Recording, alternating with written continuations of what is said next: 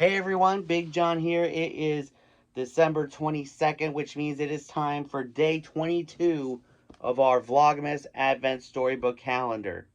Can you believe we are almost done with this? And let me know in the comments if you want to see something like this again next year. Now, let's open this up and let's see what book we're going to be reading today.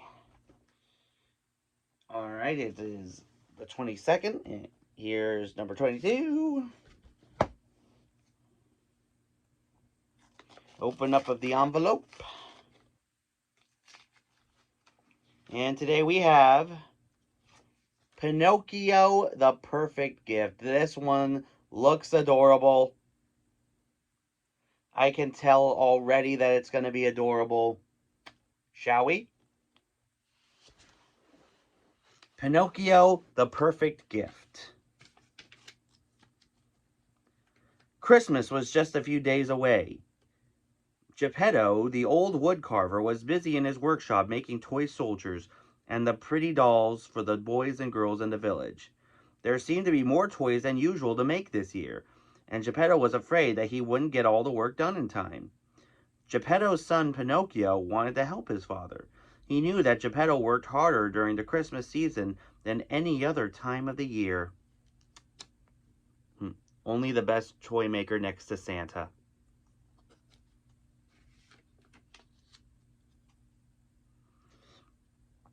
While Geppetto worked day and night to make all the toys, Pinocchio, with the help of Jiminy Cricket, decorated the house. They put up a tree and strung popcorn on its branches. And they even hung prickly garlands of holly. This would be Pinocchio's first Christmas as a real boy, so he wanted to be special. "Jiminy," Pinocchio said, "I want to find the perfect gift for Geppetto. Would you have he would have something special. Will you help me?" "Something special. Will you help me?" Jiminy said. "Well, if you ask me..." It's kind of weird not seeing Pinocchio with the wooden nose and everything. Like, bleh.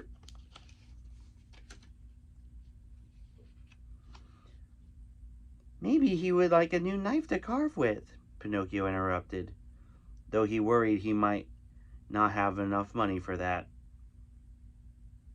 "What about some warm gloves? He could use them when he goes out on cold nights to deliver his toys."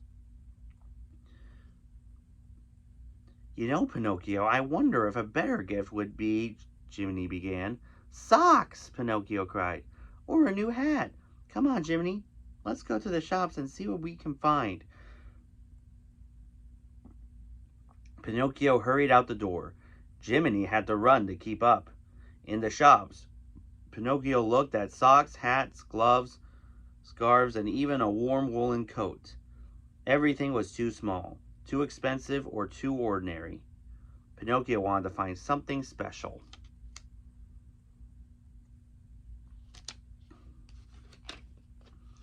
By Christmas Eve, Pinocchio still hadn't found the perfect gift for Geppetto. He couldn't help feeling sad. "What am I going to do?" Pinocchio asked Jiminy. "Well, I do have this idea," he replied. "Really?" Pinocchio asked. "Please tell me." Jiminy sat him at the table and handed him a quill pen. "You wanted to give your father something he really needs?" "I sure do," Pinocchio beamed. "Write this," Jiminy said. "Dear Geppetto, my gift to you is an extra pair of hands and an extra willing heart. Love, Pinocchio." Cute. When Pinocchio finished writing, he looked up at Jiminy. "Now what?" "Now you put the note in here." Jiminy held out a box. Pinocchio dropped the note in. Then Jiminy wrapped the package with bright paper and a big bow.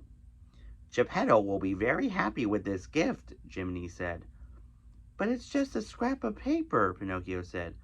"What sort of gift is that?" Jiminy smiled. "You might be surprised."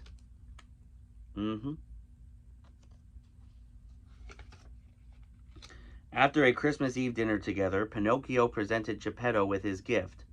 "I hope you like it," said Pinocchio. Geppetto untied the bow and tore the wrapping paper away. "Why, this is the perfect present," he cried. "I could use an extra pair of hands in the workshop. How did you know, Pinocchio?" Pinocchio smiled. Jiminy had been right. He was surprised at how much joy his simple gift brought to his father. "I'm glad to help," Pinocchio said. "I can start right now if you want." Pinocchio went to Geppetto's workshop. He swept up the wood shavings and boxed up and wrapped the new toys. He made labels for each box so that Geppetto would know which child each gift was for. The two of them made the perfect team.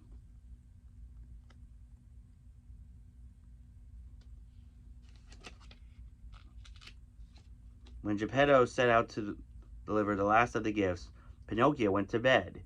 He was tired after helping his father all night. As he drifted off to sleep, he promised himself that he would help out more often. That night, the Blue Fairy appeared. "Because you have been so thoughtful this year, I have come to grant you one very special Christmas wish," she said. Pinocchio thought about the many wishes he could ask for, but he still only wanted one thing. I want to give Geppetto the perfect Christmas gift," he told the Blue Fairy. "Something that he will love forever." The Blue Fairy smiled. She knew just what the perfect present would be. "You are a very kind and loving boy, Pinocchio," she said. "I'm sure Geppetto will treasure this gift for years to come."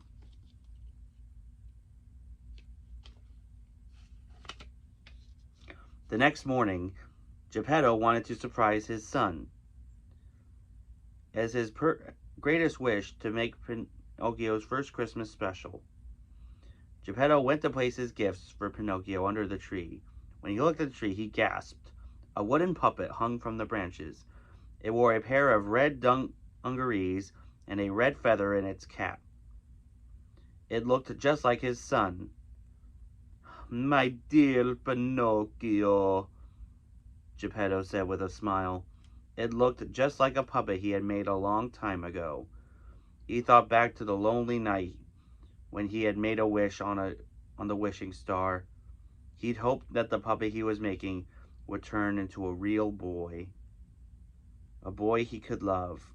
The Blue Fairy had granted his wish, and Pinocchio, the wooden puppet, had turned warm and loving. He'd become Geppetto's son. Well, we all knew that. When Pinocchio heard his father moving about, he and Jiminy ran downstairs as fast as they could. "Merry Christmas!" they cried. Geppetto sat in his favorite chair holding the puppet. "My gift? How did you make it?" Pinocchio stared at the copy of the puppet. He'd been in just like that once. He smiled. The Blue Fairy had chosen the perfect present for his father. "Puppet Pinocchio was my greatest creation," Geppetto said. "Oh, how I've missed him." A little doppelganger situation going on here, ladies and gentlemen. Pinocchio felt a frown appear on his face. "You have?" he asked. "Have I disappointed you?" Geppetto laughed. "Not at all, son. You've been perfect in every way. This toy reminds me of how very much I wanted a real son. He reminds me of how happy I am to have you." Pinocchio smiled as relief flooded his body. He went over to the puppet and looked at it closely. It was like looking into a mirror. The puppet had the same dark hair and blue eyes that he did. I hope they don't get the two mixed up. Geppetto started dancing with the puppet and singing. Geppetto looked at his son and said, "No one has ever thought to give me a toy of my own to play with before. You understand how much I love toys, Pinocchio. Thank you." Pinocchio went over and danced beside the puppet that looked so much like him. Geppetto held out the strings for Pinocchio that he could try to make the puppet dance for himself. It was difficult because the puppet was the same size as Pinocchio, but he didn't care. He was happy to share this moment with his father. Aww. A little later, Pinocchio opened the gifts that Geppetto had placed under the tree for him. But the best present that he'd received had come from the Blue Fairy. He would never forget the smile that lit up his father's face. He hoped that they would share many more happy Christmases together. That's great. I definitely love this story. I definitely do, because happiness is the best gift that you could give someone.